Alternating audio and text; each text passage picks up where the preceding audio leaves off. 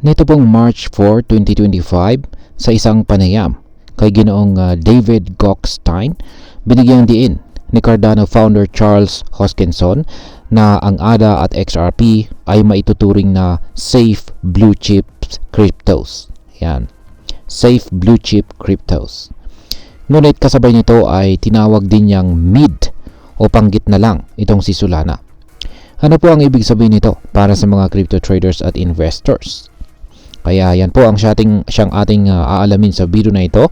Pero bago po tayo magpatuloy, ay nais ko lamang po munang bigyang linaw ang aking disclaimer kung saan ang nilalaman po ng video na ito ay hindi po ito isang financial advice. For education and information purposes lamang po ang layunin nito. Ayan po siya, ang Cardano founder na si Ginoong Charles Hoskinson. Ngayon ay ano po ang ibig sabihin ng blue chip cryptos?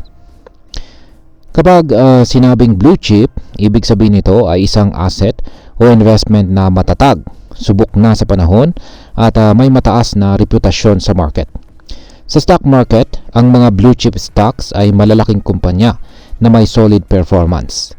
Sa crypto naman, tinutukoy nito ang mga matagal nang umiiral sa cryptocurrencies na napatunayan ng may tibay sa kabila ng maraming pagsubok sa market. Ayon po kay Ginoong Hoskinson, ang ADA at saka XRP ay parehong may longevity o matagal nang namamayagpag sa industriya. Sa kabila po ng mga market crashes, regulatory issues at pagbabago sa mga team na humahawak sa kanila, nananatili pa rin silang kabilang sa top 10 cryptocurrencies sa mundo. Dahil dito, tinawag niya silang safe blue chip cryptos. Ngayon bakit mataas ang rating ng Cardano at saka XRP? Isa po sa mga dahilan ng mataas na rating ni ADA at XRP ay ang kanilang resilience o tibay sa pagharap sa mga pagsubok. Halimbawa, sa XRP ay dumaan sa isang matinding legal battle laban sa US Securities and Exchange Commission or SEC. Pero sa kabila nito, hindi ito nawala sa listahan ng top cryptocurrencies. Samantalang si Cardano naman or ADA ay patuloy na lumalakas sa kabila ng matinding kompetisyon sa smart contract sector. Bukod pa rito, ang parehong coins ay may malalaking communities na sumusuporta sa kanila. Malaga ito sa mundo ng crypto dahil ang demand ng isang coin ay madalas nakabase sa community engagement at saka support. Ngayon ay ano po ang ibig sabihin ng mid na description naman kay Solana? Ayan. Samantala ay tinawag po ni Ginoong Hoskinson si Solana bilang mid na nangangahulugang hindi ito ganun katagal sa industriya gaya ni ADA at XRP. Pero hindi rin ito baguhan. Isa sa mga napatunayan po ni Solana ay ang kakayahan nitong makabangon mula sa matitinding pagsubok, lalo na noong bumagsak ito sa $8 matapos po ang FTX scandal nitong nakalipas na taong 2022. Sa kabila nito, nakabalik ito sa all-time high na $294 nitong January 2025. Bagamat inamin po ni Ginoong Hoskinson na matibay rin si Solana, tila mas mataas ang kumpiyansa niya kay ADA at saka XRP bilang mga ligtas na long-term investments kumpara rito. Ngayon ay ano po ang epekto ng US Crypto Reserve sa mga cryptocurrencies? Ayon po sa ulat, in-announce ng gobyerno ng US na susuportahan nila ang 5 pangunahing cryptocurrencies sa kanilang crypto reserve. At ito po ay sina Bitcoin, Ethereum, Solana, XRP at saka Cardano. Dahil dito, inaasahang mas lalakas pa ang market presence ng 5 cryptos na ito. Para po kay Ginoong Hoskinson, isang magandang balita ito dahil kinikilala ng gobyerno ng US ang halaga ng mga smart contract tokens gaya ng Ethereum at saka Solana at ang pagiging matatag ni ADA at XRP.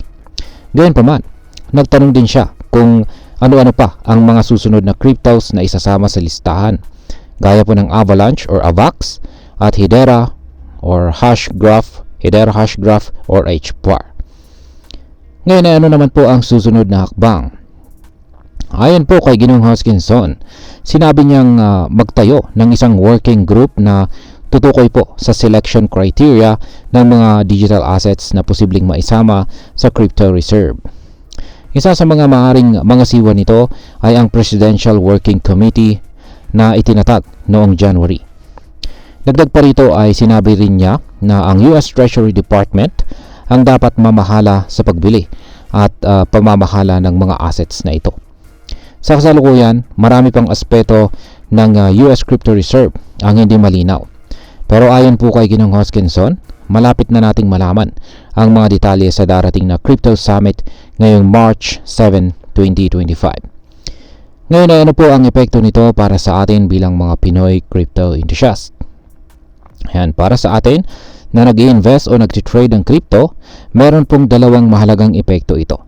Una, mas mataas ang nakumpiyansa kay ADA at saka XRP.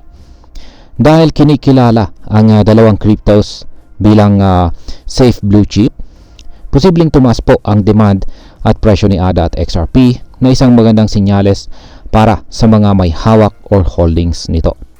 Pangalawa ay ang mas malinaw na direksyon sa crypto investments. Ang pagbuo po ng US Crypto Reserve ay maaring magtakda ng bagong pamantayan kung aling mga cryptos ang maituturing na ligtas at matibay.